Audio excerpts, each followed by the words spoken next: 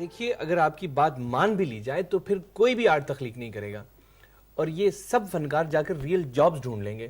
کیا آپ ایک ایسا معاشرہ تصور کر سکتی ہیں کہ جہاں کوئی فنکار, کوئی ادیب, کوئی فلم میکر اور کوئی پینٹر نہ ہو, بلکہ سب لوگ صبح ٹائی لگا کر اکنامک ایکٹیویٹی میں حصہ لینے کے لیے نکل جائیں؟ Why not?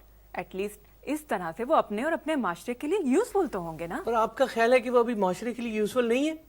یہ دانشور, یہ شاعر, یہ ادیب یا کوئی بھی کریٹو کام کرنے والے لوگ معاشرے کو ایک سینس آف ڈائریکشن دیتے ہیں. چونکہ ان میں امیجنیشن اور سینسٹیوٹی باقی لوگوں سے زیادہ ہوتی ہے, اس لیے وہ وہاں جلد پہنچ جاتے ہیں جہاں باقی لوگوں کو ابھی آنا ہوتا ہے. مگر اس کی مثال یہ لیں کہ وہ اپنے مطالعے اور امیجنیشن سے گویا مچان پر بیٹھے ہوتے ہیں اور آنے والے خطرات اور اپرچونٹیز کا باقی لوگوں سے پہلے اندازہ کر لیتے ہیں. آپ کے آئنسٹائن نے بھی تو یہی کہا تھا نا کہ imagination is better than knowledge. خیر یہ بات تو مجھے بھی سمجھ میں آتی ہے. اپولو 11 1969 میں چاند پر اترا, جبکہ 1902 میں بننے والی film A Trip to the Moon اس تخیل کی پہلے ہی عکاسی کر چکی تھی. چاہے تو یوٹیوب پر یہ فلم آپ کو اب بھی مل جائے گی. مان لیا کہ تخیل ہی تحقیق کی اساس ہے, پھر اس کے لیے انہوں نے کچھ کیا تو نہیں نا.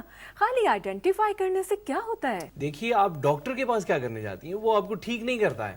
وہ مرض کی علامات دیکھ کر تشخیص کرتا ہے کہ اگر یہ دوا نہ لی گئی, اس طرح سے پرہیز نہ کیا گیا, یہ آپریشن نہ کیا گیا تو مرض بڑھ سکتا ہے.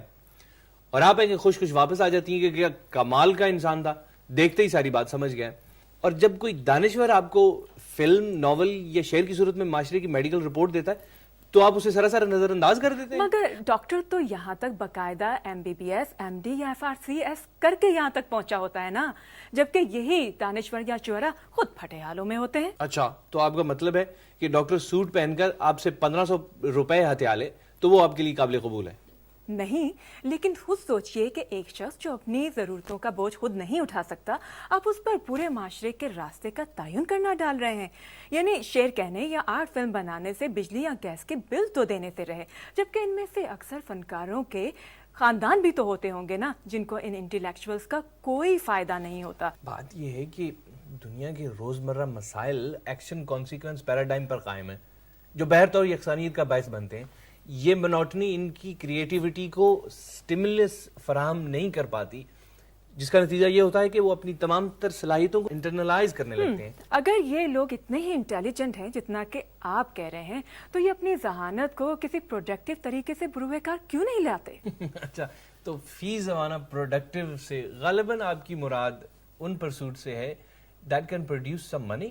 ہاں, اگر آپ ٹائم اور انٹلیکٹ کو واقعی ایسٹ سمجھتی ہیں نا, تو پھر سوال صرف مینجمنٹ آف ریسورسز کا رہ جاتا ہے.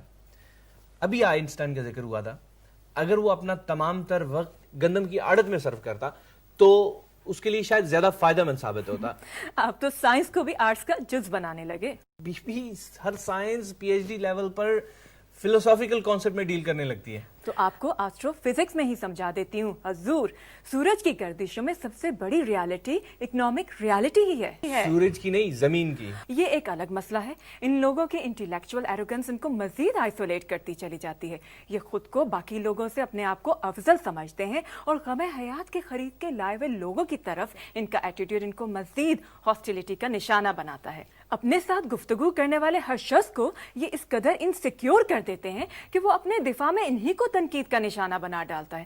تو اس میں تعجب کیا ہے کہ یہ لوگ انجمن میں بھی تنہا ہی ہوتے ہیں. یہ تخلیق وہ عمل کیمیا ہے جو تخلیق کار کو اثر نو ارتقا کی بھٹی میں جھونک دیتے ہیں.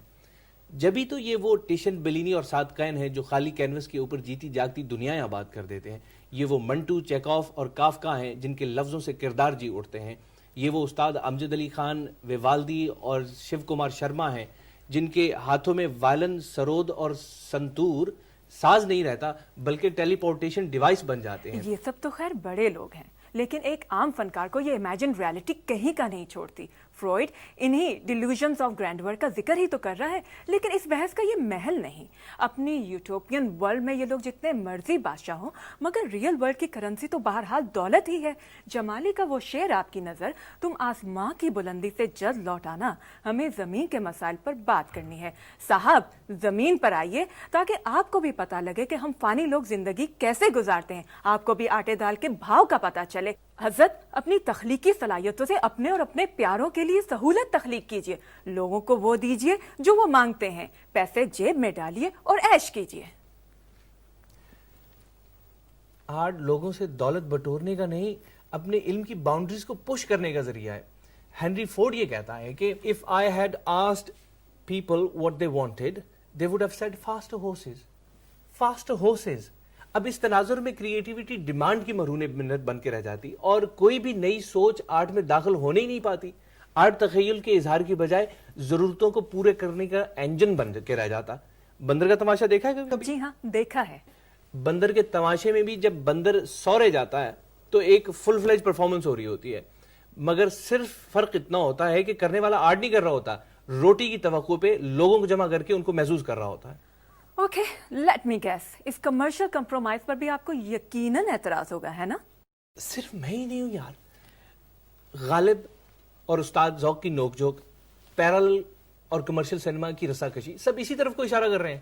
اچھا، تو یہ لوگ پیسے کے لیے کام کرنے میں اپنی حد تک محسوس کرتے ہیں، جبکہ شاید ہی ان میں سے کوئی اسودہ حال رہا ہوگا. اس میں ان کے ڈیپینڈنس کا کیا قصور ہے؟ بلکہ یہ تو اپنے لیے بھی کوئی ہمدردی نہیں کر رہے ہوتے. تو اگر میرا نہیں بنتا نہ بن، اپنا تو بن. آپ لوگ چاہتے ہیں کہ کوئی بھاگ دوڑ بھی نہ کرنی پڑے اور کوئی سرپرست ان کی گزر بسر کا سامان بھی کر دے. سچ پوچھئے تو یہ ارینجمنٹ ہے بھی ٹھیک.